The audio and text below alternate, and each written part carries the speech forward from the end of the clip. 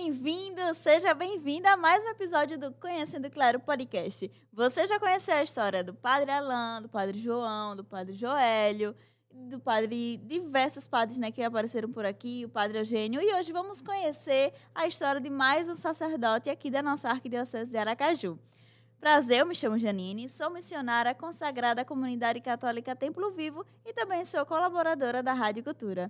Quero dizer que é muito legal, muito bom ter você aqui conosco, melhor dizendo, para a gente poder conhecer mais uma história, mais uma trajetória de um novo sacerdote.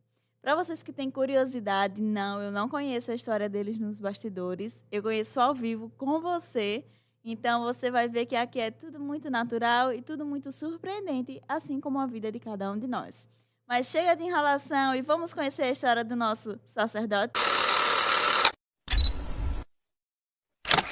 Hoje vamos conhecer a história do Padre Adam Maurício, capelão do Hospital São José e pároco da paróquia São João Batista, em Areia Branca. Natural da cidade de Aracaju, morou por muitos anos no município de Socorro, onde se fincou e deu início à sua caminhada com Deus na paróquia São João Batista, no Conjunto João Alves. Lá que anos depois deu início à sua trajetória na vida sacerdotal. Aprendiz de engenheiro e humorista, apresentador, capelão, diretor espiritual e, por fim, claro, mas nunca menos importante, padre e servo por amor. Então, seja bem-vindo, Padre Adam! Olá, Padre, seja Janine. bem-vindo. Obrigado, querida. Nós estamos aqui nos estúdios da nossa querida Rádio Cultura e é uma satisfação muito grande participar desse podcast exatamente para contar um pouco da minha história. Sim, que o senhor é jovem, mas eu ouvi dizer que o senhor tem história para contar, viu? O senhor tem história para contar. Pois é, eu esse ano estarei completando no próximo dia 19 de junho 38 anos de vida e no Pois próximo é. dia 11 de julho 10 anos de sacerdócio. Mas as experiências que Deus me permitiu viver, de alguma forma, me possibilitaram também guardar muitas emoções e construir muitas histórias. Oh, que bom, né? O senhor deu ao senhor a possibilidade de vivenciar muitas coisas ainda jovem, né? Para Sim, que hoje tivesse essa postura, essa maturidade, não só humana, mas também espiritual, né? Na caminhada sacerdotal. exato. Porque eu nasci no dia 19 de junho de 1986 e quando eu nasci, no caso, meu pai, Carlos Maurício, ele é filho da cidade de Canhoba, pertencente à Diocese de Propriá. Sim. Minha mãe, Maria do Carmo, hoje falecida, ela é natural da cidade de Santo Amaro, pertencente aqui à Arquidiocese de Aracaju. Mas os dois vieram muito jovens para Aracaju para estudar e trabalhar. Aqui se conheceram e constituíram família. Então, quando eu nasci, meus pais moravam aqui no bairro Santo Antônio, ali na rua de Muribeca. Eu ainda passei Pertinho. 2 anos morando ali, porque a casa que nós morávamos, na verdade, não era casa própria. Era uma casa pertencente a uma tia minha, irmã da minha mãe. Sim. Então, minha mãe funcionária pública estadual, meu pai funcionário público federal. Quando o Conjunto João Alves, em Socorro, foi inaugurado, minha mãe ganhou uma casa lá, exatamente porque ela era funcionária pública e não tinha casa, nós não tínhamos casa própria. E aí nos mudamos para lá, para o Conjunto João Alves. Então, eu este ano completarei 38 anos de vida e há Sim. 36 anos, meus pais, hoje só meu pai, moram no Conjunto João Alves. Ô, pega. Então lá ficou enraizada mesmo a história de vocês, né? Exato. Eu costumo dizer que, embora eu tenha nascido em Aracaju e tenha passado esses 2 anos ali na rua de Muribeca, no bairro Santo Sim. Antônio, mas a minha história, a minha infância, o meu desenvolvimento, a minha adolescência, a minha juventude, foi toda no Conjunto João Alves, em Socorro. Tanto que eu me considero filho da paróquia de São João Batista, no Conjunto João No Conjunto Alves. Alves. Exato. Na época ela era paróquia já ou era capela? Olha, na época, de infância, eu tenho a seguinte lembrança. Eu tenho uma memória do Padre Melo, né, Padre Melo. Ele foi designado, na época, para assumir a nova paróquia de São João Batista, no Conjunto João Alves. Porque até então, na época, eram os frades menores, os franciscanos, que moravam aqui em Aracaju, ali no convento do Espírito Santo, que davam assistência à Igreja Matriz de Nossa Senhora do Socorro na sede do município. e, consequentemente, davam assistência também aos 3 povoados, Taiçoca de Dentro, Taiçoca de Fora e São Brás.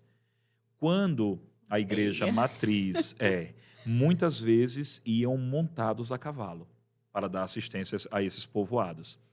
Quando a igreja, o conjunto João Alves foi construído e a igreja do João Alves foi construída também, então Padre Melo foi designado para assumir aquela paróquia.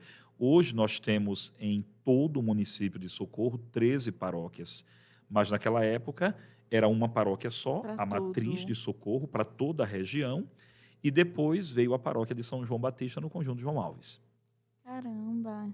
Não tem toda uma história, né? Eu acho que é o terceiro padre que tem uma história semelhante no sentido de contar como era o território paroquial. Antes, que era uma paróquia para inúmeros, né, territórios, hoje são várias paróquias, né, dentro desses territórios. Exato, porque se a gente contemplar hoje o município de Nossa Senhora do Socorro, nós temos só ali naquela região do chamado Complexo Taiçoca, nós temos João Alves é paróquia, Mutirão é paróquia, Fernando Collor é paróquia, Taiçoca de Fora é paróquia, Marcos Freire 1 é paróquia, Marcos Freire 2, Piabeta, 3 primeira etapa, 3 segunda etapa. Então, só aqui, se eu não contei errado, contei 9 paróquias. Imaginemos naquela época toda essa região, embora não tinha, claro, todo esse desenvolvimento urbano que se Sim, tem hoje, né? Mas imaginemos naquela época toda essa região sendo uma paróquia só. é muita coisa. Muita coisa. O padre, e dentro dessa. Vamos falar mais do João Alves, né? Porque o senhor Sim, viveu mais lá. Dentro exato. de toda essa trajetória. Quando o senhor era pequeno, o senhor tinha vontade de ser padre? Então, veja, a minha família paterna nunca foi muito religiosa. Certo. A minha família materna, sobretudo a minha avó, Aida Oliveira, era muito religiosa. Sempre foi muito religiosa, a minha família materna. Então, como minha mãe, meus pais trabalhavam o dia todo. Meu pai trabalhava o dia todo nos Correios, minha mãe trabalhava o dia todo, a princípio no hospital da Polícia Militar, depois no hospital Governador João Alves Filho, USE, né? E aí, a maior parte do tempo, eu ficava com a minha avó. Então, foi minha avó quem me ensinou a rezar o terço. De que modo? Todos os dias, às 18 horas, ela ligava o nosso rádio, na Rádio Cultura de Sergipe, me colocava sentadinho ou na cama dela ou na cadeira de balanço dela e me entregava um terço. E aí, na medida em que o terço era rezado na rádio, ela então ia dizendo: agora a bola grande é o Pai Nosso, agora as bolinhas Ah, pequenas, as Ave Ave Marias, Maria. é um Pai Nosso e são 10 Ave Marias. Então foi minha avó quem me ensinou a rezar o terço. Consequentemente, foi minha avó também quem me levou para a igreja.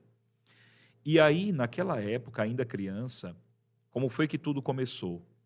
Através da admiração que eu tinha do Padre Melo e do trabalho que ele fazia. A tal ponto de eu crescer dizendo assim: quando eu ficar grande, quando eu crescer, eu quero ser como o Padre Melo. Porque Padre Melo usava aquela batina cinza, aquela sandália Sim. franciscana, era característico dele, né? Esse modo de se vestir. Era muito inteligente, tinha uma pregação excelente, era muito acolhedor, muito brincalhão.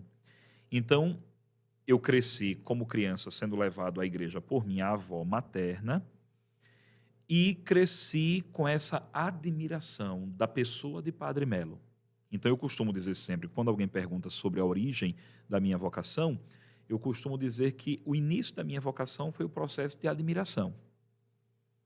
Assim como, por exemplo, uma criança admira o pai, o menino admira o Sim. pai, a menina admira a mãe, etc. Então, no campo religioso, eu tinha uma grande admiração por Padre Melo. Era meio que como se fosse assim a ideia de um super-herói, né? Ah, Um homem com quem eu me identificava pelo fato dele fazer o bem às pessoas. Foi exatamente assim. Aí foi quando, um detalhe interessante da minha vocação, era um dia de domingo de manhã, a missa na Igreja Matriz de São João Batista, e naquele domingo em especial, em específico, os coroinhas não compareceram para ajudar na missa. Eu não sei exatamente qual foi a razão, se houve um desencontro de escala, os coroinhas não sim. compareceram. Como eu estava ali no primeiro banco, eu criança, tinha ido à missa com minha avó e estava no Sim. primeiro banco. Então, o padre, na hora, disse assim: olha, vamos ver se não tem uma criança que queira ajudar na missa, né? E ele me perguntou. E aí foi assim, foi meio que a realização de um sonho, porque como eu o admirava, então Sim. recebi um convite dele, né, para estar ali do lado dele na celebração. Aquilo para mim foi fantástico. Então eu aceitei, e aí foi a primeira vez com a roupa comum que eu estava, né, não coloquei nenhuma roupa específica para isso. Foi a primeira vez que eu servi ao altar, como coroinha, digamos Sim. assim, né, a convite do Padre Melo. Pronto, a partir daí foi quando eu tomei a decisão, né, de ser coroinha, e minha mãe também fomentou muito isso, incentivou muito. Acho que a avó do senhor ficou muito feliz, não Minha foi? avó ficou muito feliz, então eu comecei como coroinha. E eu fui coroinha durante 10 anos. Eu fui coroinha de 1994 a 2004, passando por vários padres, né? Porque Sim. lá pelo João Alves, Padre Melo, Padre Ranilson, Padre Peixoto. E aí o interessante, o Padre Peixoto, por causa desse carinho que ele tem para com as crianças. Então eu me lembro que na época o grupo de coroinhas mais que triplicou, porque ele era tão acolhedor com as crianças que toda criança queria ser coroinha, toda criança queria participar da missa com ele ali no altar. Então, a origem da minha vocação foi assim: essa admiração pelo trabalho do Padre Melo, né, o desejo de ser como ele quando eu crescesse, esse chamado que do nada, entre aspas, porque depois a Sim. gente vai entendendo que é o agir de Deus, né? Mas o chamado que do nada ele me Da fez para ajudar, necessidade. mediante a necessidade por causa da ausência dos Sim. coroinhas, e depois ingressando mesmo no grupo de coroinhas. Então o senhor foi aquela criança, né, que ao ver um padre quis ser igual a ele, mas o senhor sempre quis ser igual a ele no sentido de padre ou no sentido também de pessoa? Quando o senhor via, era no sentido: "Ah, eu quero ser ele, assim como eu ser pai, tudo mais, ser minha família, mas ser como ele", ou realmente ser como ele em tudo? Então, veja, no início, talvez pelo fato de ainda ser criança, a ideia era ser como ele no sentido de fazer o bem às pessoas. A ideia primeira era essa, né? Eu Sim, quero ser como ele no intuito, no sentido de fazer o bem às pessoas. É claro que depois eu costumo dizer que a minha vocação é uma vocação de berço, porque ainda criança, sobretudo quando eu comecei a servir como coroinha, aí eu comecei a me apaixonar exatamente pelo altar, pelas vestes litúrgicas, pelos objetos litúrgicos, pela liturgia como um todo. E aí aquela admiração que no início era uma admiração talvez somente pela pessoa e pelo fato de fazer o bem aos outros, passou a ser uma admiração pelo sacerdócio, né, que ele carregava, quer dizer, pelo padre que ele era. Tanto que, quando o padre Jadson foi pároco do João Alves, eu ainda coroinha, porque o padre Jadson tinha chegado de Brasília e ele foi designado, a nossa paróquia estava vacante, estava sem sim. pároco, e o padre Oséias é quem dava assistência lá, e o padre Jadson chegou de Brasília e ele foi nomeado formador do seminário e também pároco do João Pároco. Alves. Daquela Então, região todinha. daquela região toda, que naquela época ainda era uma paróquia só. Então, Fora o ele, seminário. fora o seminário, fora o seminário. Então, ele, naquele momento, ele percebeu essa minha inclinação, digamos assim, né, Sim. para o sacerdócio. E aí foi ele, o padre, quem me perguntou. O primeiro padre quem me Olha. perguntou se eu não tinha interesse de fazer os encontros vocacionais, se eu não tinha interesse de conhecer um pouco mais sobre a vocação sacerdotal. Tanto que eu comecei os encontros vocacionais com 13 anos. É isso que eu já ia perguntar. Com É, 13 13 anos. anos. Eu fiz 5 anos de encontros vocacionais, dos 13 anos aos Aos 18 18 anos. anos. Foram 5 anos de encontros vocacionais. O senhor não podia entrar antes, né? Porque não pode, né? Eu não podia entrar porque, quando eu comecei a fazer os encontros vocacionais, o seminário, aliás, a igreja no Brasil como um todo, já não tinha mais aquela ideia de seminário menor. Sim. onde o menino, o jovem, o adolescente, entrava para estudar o ensino médio já no seminário. Não, quando eu entrei, já era exigido o ensino médio. A gente tinha que concluir o ensino médio primeiro, para depois ingressar. Já não tinha mais a ideia de Hum, seminário menor, já era o seminário propedêutico propedêutico. Sagrado Coração de Jesus. Agora o senhor me despertou uma curiosidade. Eu pensava que seminário menor era assim que o senhor entrava. Tipo assim, com 18 anos, era menor. E o maior era anos depois. Então, no caso, era chamado de menor porque os meninos entravam de menor, aí se tornavam homens lá dentro e concluíam o ensino médio lá. Exato. Na verdade, Nunca que eu soubesse. nós tínhamos basicamente eram três fases, né? Porque nós tínhamos o seminário menor, que era exatamente essa primeira etapa onde se acolhia o adolescente que concluía o ensino fundamental, geralmente ali numa faixa etária de 13, 14 anos.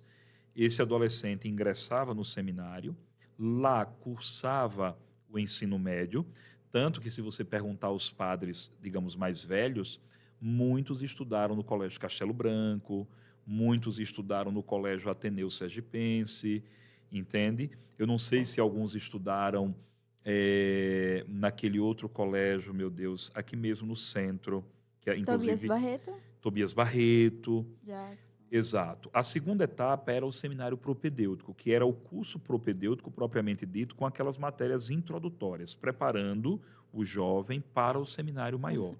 E aí Agora a entendi. terceira e última etapa era o seminário maior, com a parte filosófica e a parte teológica, os dois cursos de filosofia e teologia. Aí quando eu ingressei no seminário, porque eu ingressei no seminário em 2005. 2005 eu ingressei no seminário. Já Com não se 18 tinha mais, anos. aos 18 anos, já não se tinha mais o seminário menor. Era apenas o seminário propedêutico Propedêutico e e o seminário Sagrado maior. Coração. O propedêutico Sagrado Coração Ah, de Jesus, que quando eu entrei funcionava ali na prainha do bairro Industrial, e o sim. seminário maior já funcionando na Pousada Verde, no Lamarão. Exato. A gente vivendo e aprendendo. Nunca que eu soubesse que era seminário menor por conta disso. Eu achava realmente que era porque era a primeira etapa, né? E ia para Sim, lá porque era o menor, depois ia para o maior. Então, na verdade, é porque as pessoas entravam de menor lá dentro. exato. Entravam ainda adolescentes, né? Com essa perspectiva de concluir o ensino médio já no seminário. Entendi. Padre, e quando o senhor não está exercendo a vocação, né? Está sendo padre, o que é que o senhor gosta de fazer? Olhe, veja bem, interessante, minha mãe dizia sempre assim, que ela dizia conversando com outras pessoas, né? Sim. Parece que esse menino nasceu numa época errada. E por que minha mãe dizia isso? Porque desde criança eu sempre tive um estilo mais velho. Sim. Então, por exemplo, se nós pensarmos no calçado, a criança comumente gosta de tênis, digamos assim. Sim. Eu sempre gostei daquelas sandálias franciscanas, Que nem o Padre Mela. que nem o Padre Melo. E era interessante, porque quando minha mãe ia a uma loja de calçados e ela procurava essas sandálias, então a vendedora dizia assim: é para o esposo da senhora, é para o pai da senhora? Não, é para o meu filho. Seu filho? Sim, para o meu filho. Mas, desculpe-me, quantos anos tem o seu filho? 12 anos. Não, senhora, não é essa aqui não. Eu vou mostrar para a senhora os modelos mais novos. Não, filha, é essa mesmo. E seu filho vai usar essa sandália? Vai, é a sandália que ele gosta, é esse modelo. Então, eu sempre gostei de causa social. Para você ter uma Sim. ideia, eu coroinha, eu ia servir de blazer, de terno. Ah, que chique. Eu E botava coroinha. E aí, na hora da missa, tirava o blazer, né, o terno, e Ah, vestia a túnica. Mas eu, coroinha, eu ia para a igreja de blazer, de terno. Tanto que os meus colegas, se você tiver a oportunidade de perguntar a um outro sacerdote que foi contemporâneo meu da época dos encontros vocacionais, eles já diziam, mesmo que em tom de brincadeira, que eu ia ser bispo pelo fato de que eu usava muito terno. sim, sim. E eu gostava, por exemplo, daquele crucifixo maior, eu usava uma cruz maior, etc. Isso desde criança. Eu acredito que por causa da influência, né, do Padre Melo, dessa admiração que eu tinha por ele. Então, eu sempre fui meio que fora de época. Então, hoje, eu gosto, digamos, respondendo a sua pergunta, Eu gosto muito do contato com a natureza. Então, eu gosto muito de trilhas, por exemplo. Então, o senhor gosta de De fazer trilhas nas... quando está off? trilhas, exato, trilhas, o contato com rios, cachoeiras. E agora em Areia Branca está sendo maravilhoso, né? Porque eu estou pároco na cidade de Areia Branca, que a gente tem ali a Serra de Itabaiana e a Serra Ali Comprida, pertinho, né? ali na cidade. Então, embora eu não consiga fazer isso com tanta frequência por causa das atribuições, da grande quantidade de atividades, mas eu gosto muito desse contato com a natureza. Eu gosto muito de música clássica. Eu gosto muito de música clássica. Então, imagine, eu criança escutando Andrea Bocelli. Ai, que É, chique. eu criança em casa, minha mãe Ai, saía, e inclusive quando minha quizás, mãe chegava, quizás. os vizinhos ficavam comentando com ela, porque minha mãe saía, o que é que eu fazia? Eu pegava o CD de Andrea Bocelli, colocava Sim, no som, colocava o volume máximo. Toda a sim. vizinhança Ia ouvia ter bom gosto. Andrea Bocelli, né? E então eu gosto muito de música clássica. Sim. Eu tenho uma amiga do Shalom, Dona Rosa, que é muito engraçado. Um abraço para Dona Rosa do Shalom. Pronto. Dona Rosa, sempre que eu me encontro com ela, e geralmente quando ela me convida para alguma coisa, envolve sempre comida.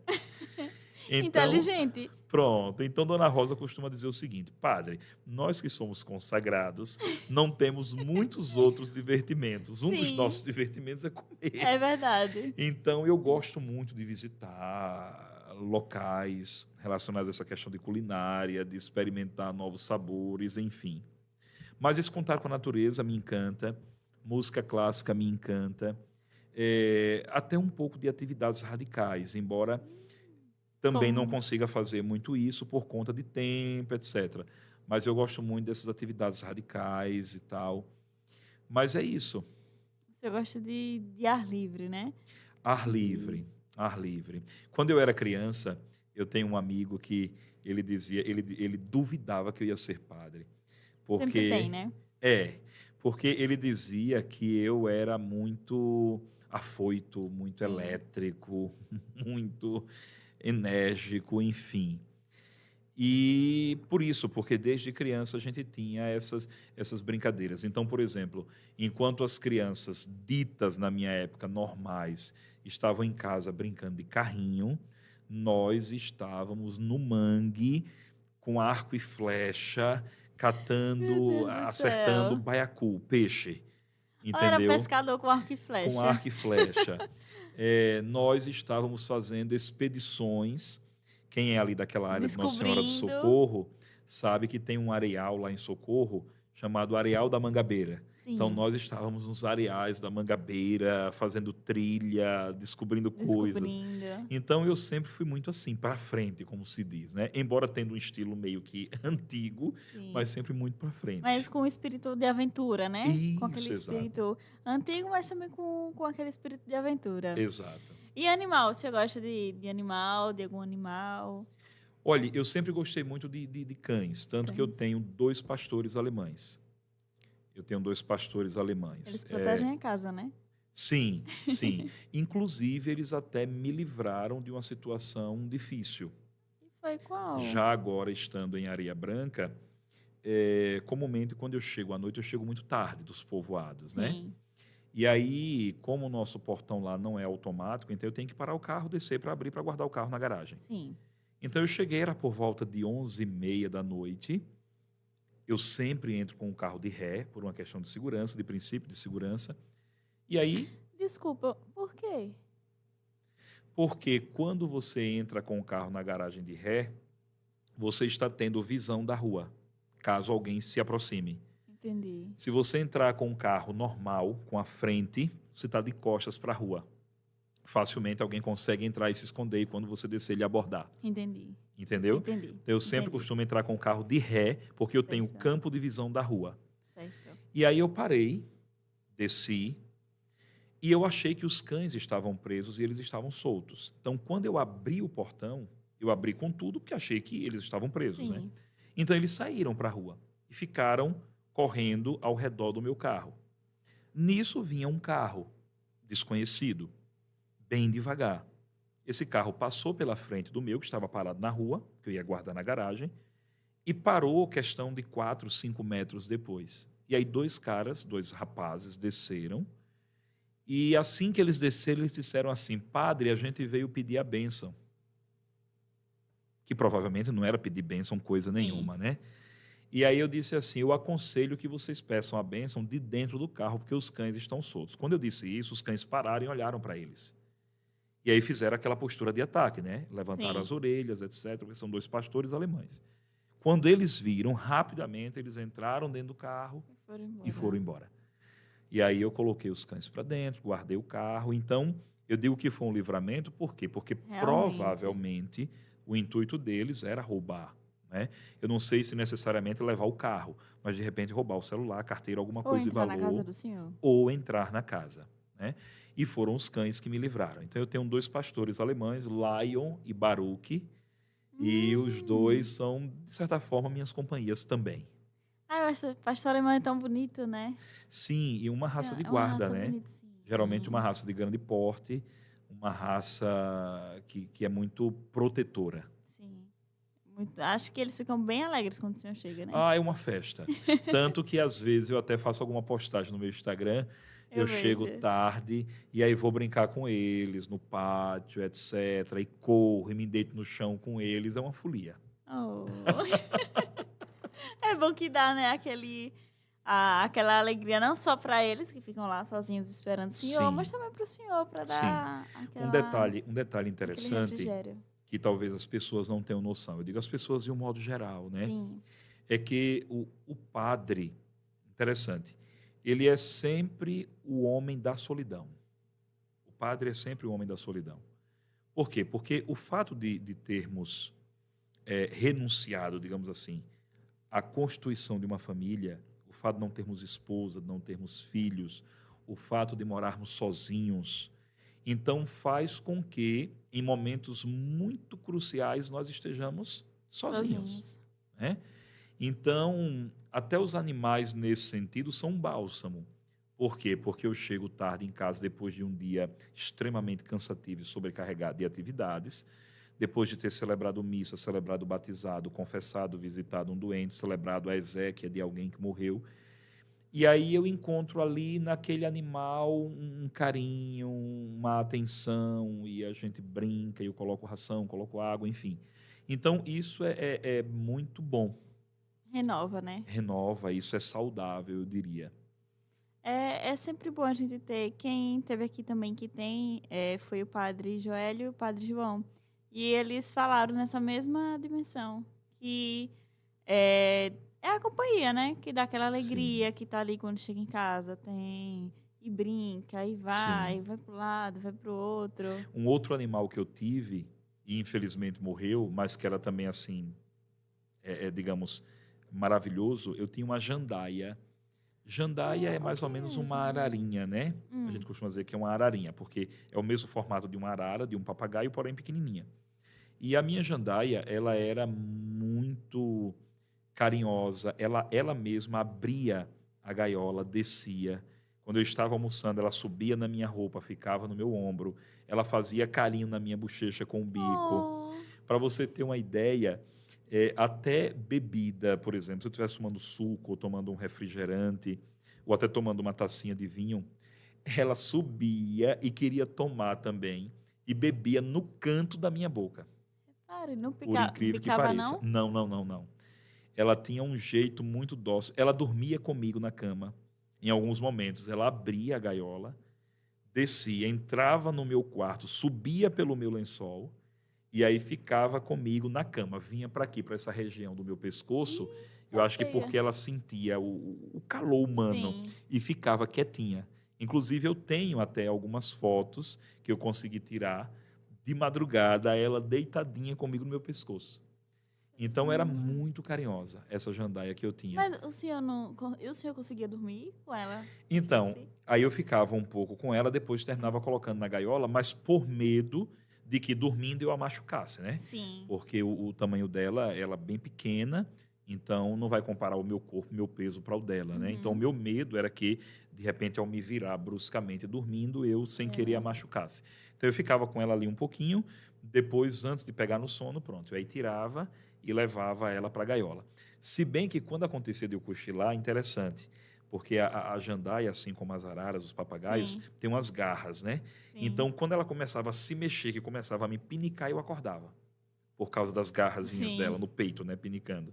E às vezes acontecia de que quando eu acordava de manhã, o peito estava todo vermelho por causa das Dessa garrazinhas dela dela. me mexendo. Mas aí ela morreu. Pronto, depois Oh, disso eu não tive outra. Mas era também um animal muito, muito dócil, muito presente, sim. digamos assim, na minha rotina diária. Muito, muito ali, né? Junto. Sim, sim, Ô, padre, corrija-me se eu estiver errada. sim. Mas o senhor já fez engenharia? Foi o senhor que já fez? Pronto, veja bem, em relação à minha formação, eu criança, eu fiz toda a educação infantil Sim, ali no Colégio São Francisco de Assis, no bairro Santos Dumont. Inclusive, hoje esse colégio não funciona mais.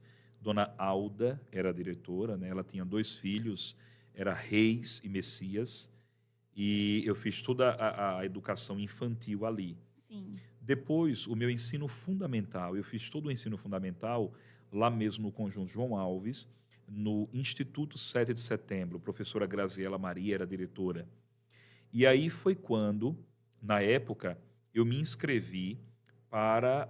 Interessante, quando eu comecei a estudar, ainda era Escola Técnica Federal.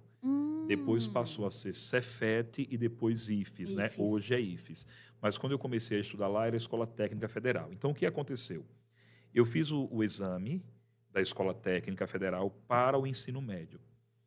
Como houve, no ano seguinte ao ano que eu fiz o exame, uma greve, então, naquele ano, que era o ano em que eu ia começar a estudar lá, caso fosse aprovado, as aulas iam começar dia 10 de maio.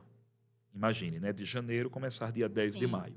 Então, o que foi que aconteceu? Eu me inscrevi para o exame de seleção, de admissão, fiz o exame, porém, pensando na possibilidade de não passar, eu comecei a estudar no Colégio Dom Luciano. Então, meu primeiro ano Hum, do ensino médio, eu comecei a estudar no Dom Luciano. Quando saiu o resultado da escola técnica confirmando a minha aprovação, então eu saí do Dom Luciano foi e pra lá. ingressei na escola técnica. Lá eu fiz todo o ensino médio e comecei o nível técnico em segurança no trabalho. Eu não cheguei a terminar o nível técnico em segurança no trabalho porque, na época, o seminário, eu recebi a carta do seminário me aprovando para ingressar, e aí, naquela época, não se tinha a flexibilidade que se tem hoje, né? De um tempo para cá, os bispos, os formadores, acabaram permitindo que, de repente, um seminarista, por alguma razão específica, estivesse no seminário fazendo um curso fora. Mas na minha época não era permitido. Então, ou eu terminava o nível técnico e não ingressava no seminário naquele ano, ou eu ingressava no seminário e, consequentemente, tinha que abrir mão do nível Sim. técnico. Então, foi isso que eu fiz. Eu parei o nível técnico e ingressei no seminário. No seminário, eu cursei filosofia e teologia e depois fiz o reconhecimento dos 2 cursos. Então, o meu curso de filosofia, a licenciatura em filosofia, é reconhecida pela Faculdade Batista do Brasil e o meu bacharelado em teologia é reconhecido pela Universidade Católica de Salvador. Eu fui e fiz o reconhecimento. Já padre, já padre, eu comecei a faculdade de engenharia civil. Então eu Eu fui sabia que tinha até, engenharia em algum lugar. eu comecei a faculdade de engenharia civil e eu fui até o terceiro período. Só que não concluí, não levei adiante o curso a ponto de terminar, porque eu não estava conseguindo dar conta. Sim. Eu tinha um acúmulo de atividades, porque eu era pároco, estando em Nossa Senhora do Socorro, na Taiçoca de Fora. Eu era pároco da paróquia Nossa Senhora da Conceição, capelão da saúde do Hospital São José, juiz auditor do Tribunal Eclesiástico, tinha o programa aqui na Rádio Cultura, Sim. era diretor espiritual e confessor das Irmãs da Caridade de Santa Teresa de Calcutá, era diretor espiritual e confessor do Carmelo de Propriá, era conselheiro das equipes de Nossa Senhora. Só de ouvir eu cansei. Pronto. Imagina. E ainda tinha a faculdade Meu de engenharia civil. Deus. Que não é Então, que fácil. não é fácil, né? Aquelas disciplinas, o cálculo 1, cálculo 2, etc. Então, eu tranquei o curso e não terminei. Agora, um detalhe é que, se você me perguntasse assim, mas padre, se o senhor não fosse padre, né, qual a profissão? Interessante. Se eu não fosse padre, eu seria médico. Eu sempre fui apaixonado por medicina, tanto que esse ano eu farei 10 anos de padre e 10 anos como capelão do hospital. Então, eu sempre fui apaixonado por medicina. Sim. E por que Agora, a engenharia? pronto, aí é onde está. Quando eu tomei a decisão de voltar a estudar, eu até digo o seguinte, que qualquer pessoa, independente de ser padre ou não, que tenha a oportunidade de estudar, deve estudar. É interessante como, quando a gente estuda, como a mente da gente se abre, a gente adquire novos conhecimentos, enfim. Então, naquele momento em que eu tomei a decisão de voltar a estudar, não era possível estudar medicina. Por quê? Porque para estudar medicina, eu teria que receber uma licença da arquidiocese, não ter paróquia, porque o curso é um curso muito exigente, né? Eu teria que, pelo menos aí naqueles 6, 7 anos iniciais da formação, eu teria que me dedicar somente ao curso de medicina. E aí, depois de formado, voltar, né, a atuar em uma paróquia e tal. Como na época o arcebispo era Dom João, e ele achou que isso era inviável para o momento, então eu disse, bom, mas eu quero estudar, eu quero Sim. estudar. E aí o que estudar? Já que eu não posso estudar medicina, o que estudar? Aí foi quando, pároco lá em Nossa Senhora do Socorro, na Taçoca de Fora, com a demanda altíssima de construções e reformas, Sim. veio a ideia, bom, arquitetura, engenharia. Arquitetura nós já tínhamos alguns padres Sim. estudando e até formados. Engenharia, não. Eu sempre fui bom em matemática e sempre fui bom em física. Ah, então estava no lugar certo. Pronto, então daí a ideia de estudar engenharia, apenas para que eu tivesse um conhecimento a mais que me possibilitasse atuar nas construções e reformas, ao menos da paróquia onde eu estivesse trabalhando. Entendi. Eu Entendeu? perguntei porque eu me lembro muito de uma vez que fui lá na Paróquia da Imaculada Conceição, na Taçoca, e tinha bases de uma construção, só que assim, muito bem pensadas. Hum, E eu lembro que eu perguntei e o senhor disse que tinha sido assim. Eu disse, nossa, mas isso aqui é muito bem pensado, assim. Era algo muito bem pensado para o futuro. Algo sim. muito concreto, muito estabilizado, muito enraizado para algo futuro. Eu disse, nossa, esse padre é inteligente. E se eu lhe disser uma cena que eu vivi que foi muito interessante? Se não me falha a memória, foi a posse de Padre Horácio, Sim, ali na paróquia de Sagrada Família, no Dom Luciano, no bairro Dom Luciano. sim, O que foi que aconteceu? Eu fui à posse, e aí, em determinado momento da celebração, que é interessante, quando a gente estuda uma outra área, é incrível como o nosso olhar muda, né? passa a ter uma ótica naquele viés da área que a gente está estudando. Então, imagine a cena. Eu no presbitério, paramentado, em determinado momento eu levantei assim o rosto e um detalhe do telhado me chamou a atenção, por causa da engenharia civil. Sim, E eu aí comecei a olhar para o telhado. O fotógrafo, que estava fotografando a celebração de um modo geral, percebeu a cena e tirou uma foto minha, sim. exatamente nesse momento. Resultado, eu não tinha percebido. Resultado, quando termina a missa, me vem o fotógrafo falar comigo. Padre, eu estou maravilhado. Eu disse, maravilhado? Ele disse, padre, eu estou maravilhado, eu estou edificado. Eu disse, mas você pode me dizer com o quê? Com a sua contemplação. Eu disse, mas meu filho, contemplação, padre, veja isso. Aí ele pegou a máquina fotográfica, Sim, era uma máquina profissional, né? E me mostrou a foto. E assim, foi interessante porque eu sabia que naquele momento não tem nada sim. de contemplação, né? Mas quem olhasse a foto, a Parecia. impressão que dava é que eu estava vivendo uma experiência mística. Porque eu estava parado assim, olhando para cima, com aquele olhar maravilhado. Sim. E aí eu dei uma gargalhada, e ele, o que foi padre, o que foi padre, eu disse, meu filho, eu agradeço, não é a sua colocação, e essa foto realmente ficou maravilhosa, mas eu não posso mentir para você, não foi bem uma contemplação no sentido espiritual, né? Eu Sim. faço faculdade de engenharia civil, um detalhe do telhado me chamou a atenção, e eu estava olhando, observando os detalhes do Maravilhado com. telhado, né? Então, é isso, eu estudei até o terceiro período e depois tranquei e não voltei para terminar. E aí foi quando eu fui transferido para Areia Branca, né? Fiquei Sim. mais difícil de Aracaju, mais distante de Aracaju. Ficou mais inviável, né? Mas, Continuar exato. a essa realidade. Exato. Padre, e assim, duas perguntas para o senhor. Sim. A primeira é qual é a maior dificuldade em ser sacerdote, mais especificamente nos dias atuais? E qual a maior alegria? Olhe, veja bem, em relação à maior dificuldade, eu acredito que essa resposta ela não pode ser única. Certo. Eu não vou lhe dar apenas uma resposta. Porque você vai entender e quem está nos assistindo também.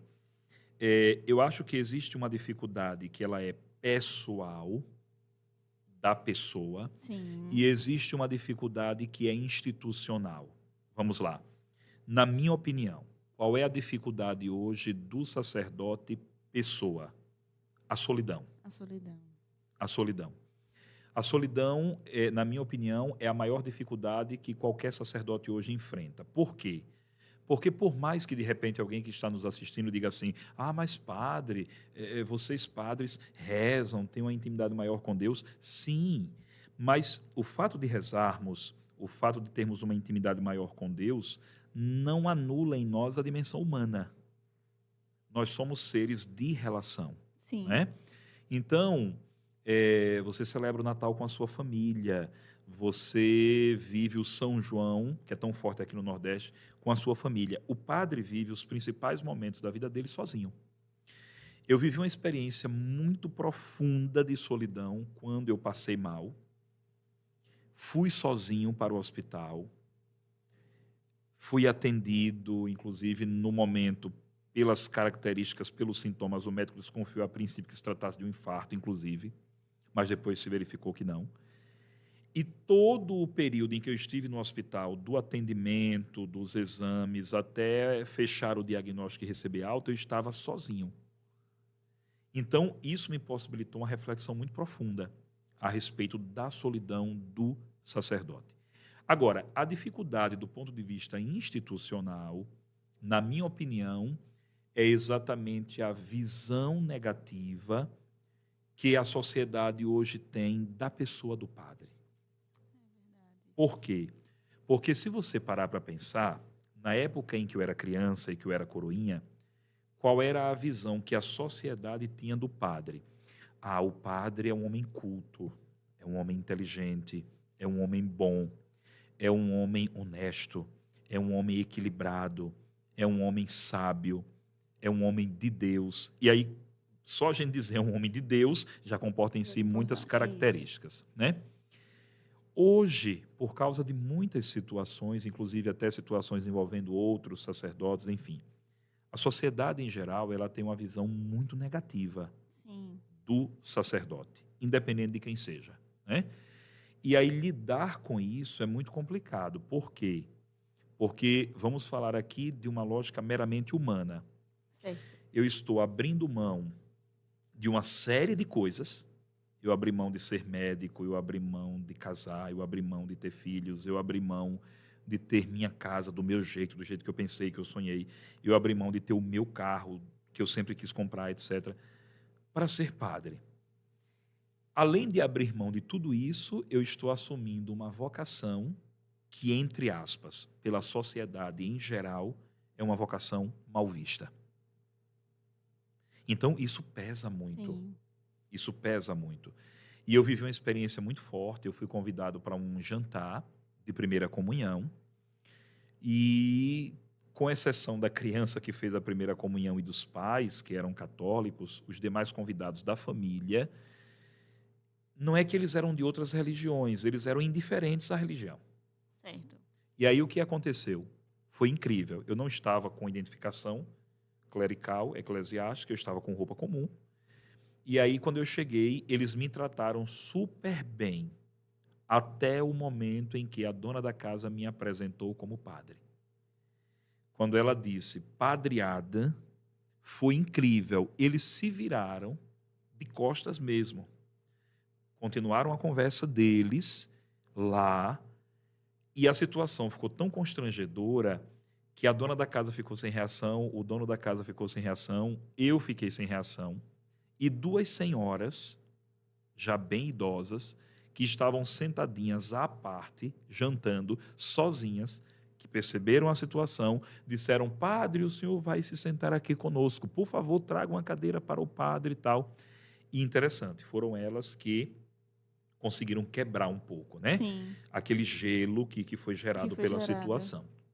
Então, respondendo a sua pergunta, do ponto de vista individual, a solidão, do ponto de vista institucional, essa visão negativa que se tem da figura do sacerdote, por causa de vários fatores. É porque antigamente quem mandava nas cidades era o delegado, o sacerdote e qual era o outro?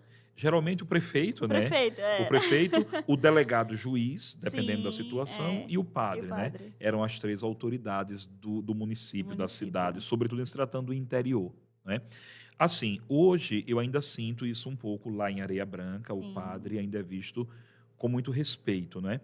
Mas a gente sabe que nas mentes das pessoas, nas conversas, né, de pé de ouvido, infelizmente, vez ou outra, você tem alguma coisa desagradável em relação à figura do sacerdote de um modo geral. Para mim, isso é o que pesa. Agora, em se tratando da alegria, veja bem, na minha opinião, não existe alegria maior do que você consumir-se de amor por Cristo. Não tem alegria maior. E, na minha opinião, o sacerdote que perder isso de vista, ele se perde pelo caminho.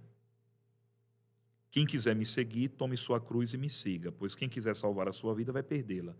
Mas quem perder sua vida por causa de mim, por causa do evangelho, vai ganhá-la, né? Então, eu como padre, saber que humanamente falando sou miserável, sou pecador, mas Deus olhou para mim de uma forma especial. Deus não precisa de mim, mas Ele quis contar comigo. Ele me chamou, Ele me capacitou, Ele me ungiu. E hoje Ele se utiliza, no bom sentido, de mim para santificar e salvar o seu povo.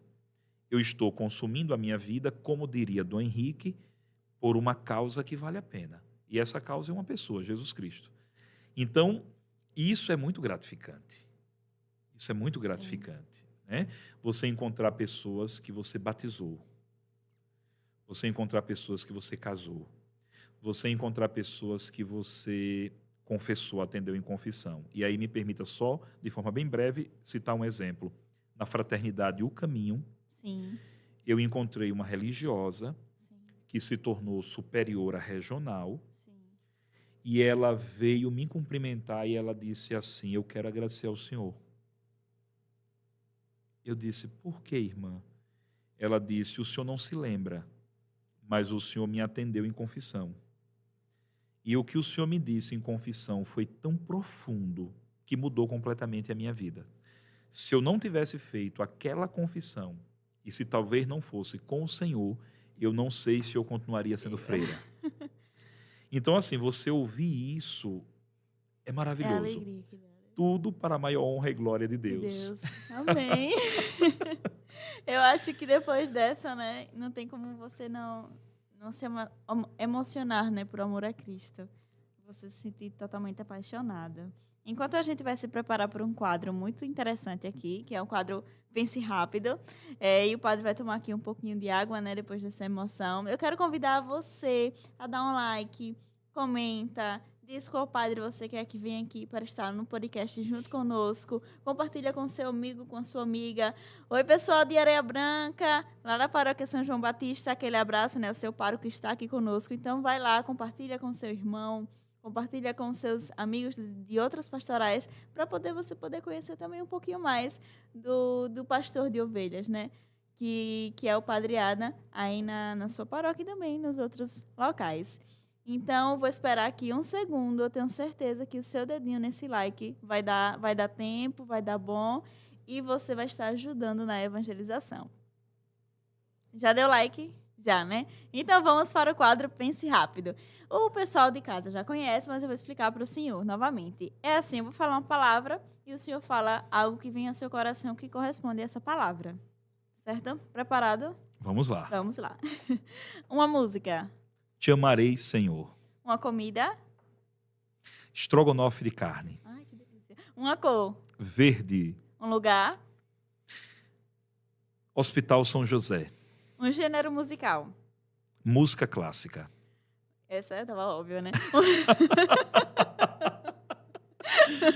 Um santo. São Domingos Sávio. Uma realização. Ser padre. Uma cidade. Nossa Senhora do Socorro. Um país. África, Guiné-Bissau. Específico. Um sonho. Ser médico. Ser médico. Deus é. Amor. Céu. É o nosso destino. Eucaristia. Nosso alimento. Amém. Amém. Passou, viu? Passou certíssimo aqui no nosso quadro Pense Rápido. Padre, eu quero agradecer ao senhor. Eu sempre digo a todos os sacerdotes, mas também vou reforçar. Todos que vieram aqui vai ter que voltar. Porque Sim. o tempo é muito curto para imensas histórias, né? A gente tem um sonho para você que é de casa, já estamos nos planejando para tornar totalmente ao vivo, né, o nosso podcast. E a gente só está precisando encaixar a agenda dos padres, né, que não é fácil, junto com a nossa, para a gente poder fazer isso, né? E antes do padre dar a mensagem final para você que está nos assistindo, eu quero agradecer ao Kleber Silva, né, meu querido teacher, que está aqui operando. Sempre está aqui conosco, sempre está. A gente teve umas dificuldades no início, aqui técnicas, mas nada, né, que o Espírito Santo não resolvesse, não desse um jeito. Quero agradecer também ao meu diretor, né, de TV aqui, o William Santos, e também ao padre Marcelo Conceição, que é o diretor aqui dessa Fundação Arquidiocesana. E agradecer principalmente a você que está aí nos assistindo, que agora você vai prestar atenção sobre o que o padre quer dizer para você. Padre, eu quero te convidar a deixar uma mensagem para todos os telespectadores que estão nos assistindo aqui nesse podcast. Muito bem, então, concluindo o nosso podcast, eu quero primeiro agradecer ao padre Marcelo Conceição, a Marcos Simões e a todos aqueles que estão envolvidos na administração, na condução da Rádio Cultura, porque hoje eu posso dizer, nós temos uma nova Rádio Cultura, graças a Deus, e graças ao empenho de tantas pessoas, a exemplo do padre Marcelo Conceição, Marcos Simões e tantos outros, que estão realmente trabalhando para que a nossa rádio se mantenha no ar, com uma programação de qualidade, enfim. Agradecer a Janine, porque Janine nós já nos conhecemos, né, há algum tempo. Há muitos anos. Então, estar aqui com ela, também como comunicadora, é algo realmente maravilhoso, né?